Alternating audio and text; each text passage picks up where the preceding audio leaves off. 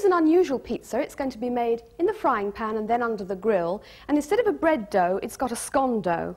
And this scone dough here is made with 4 ounces of plain flour and a teaspoonful of baking powder. And I'm just going to roll it out to a nice round shape to fit the frying pan.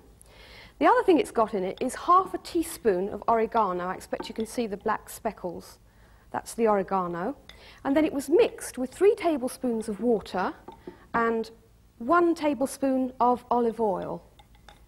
When I made the dough up, I just gave it a tiny little bit of kneading before rolling it out. And you can see the dough begins to spring back. Just give it one more turn, and then I think it's just about ready for the frying pan. Don't worry if you don't have a perfect round. I haven't got a perfect round here.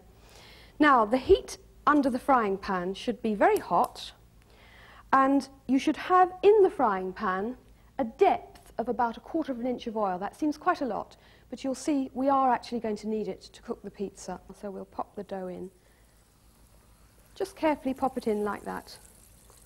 And you'll see it begin to bubble, the oil, and the pizza dough will suddenly begin to rise up. It's quite a lovely thing to look at, really.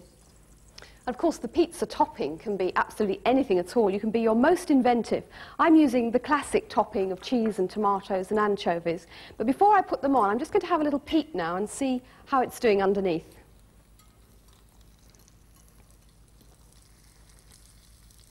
Yes, that's lovely and crisp and brown. Now the underneath side is going to cook. And it's fairly hot there now, so I've just turned the heat down and I'll explain the ingredients. The first ingredient is tomatoes, and you can use 4 sliced tomatoes if they're small or 2 large ones. I've got slightly larger ones here, so I've only got 2. And just arrange those over the surface.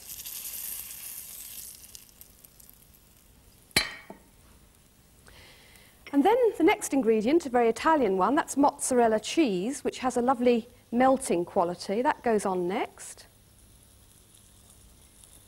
Any little bits that go off around the edge you can put back on again. And then the next ingredient is anchovies, and I'm going to put the anchovies on in a crisscross pattern in the traditional pizza way, making a little pattern on the top. What I've got here is 6 anchovies, and they've been split in half lengthways.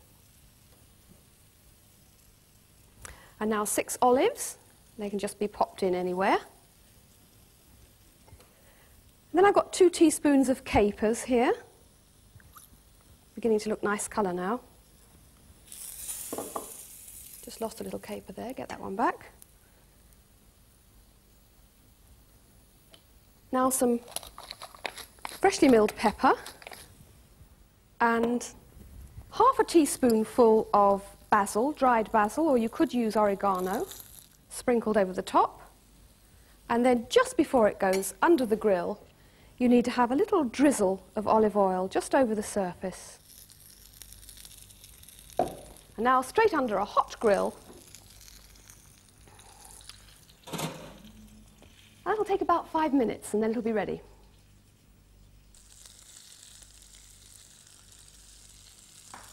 And 5 minutes later, supper will be ready.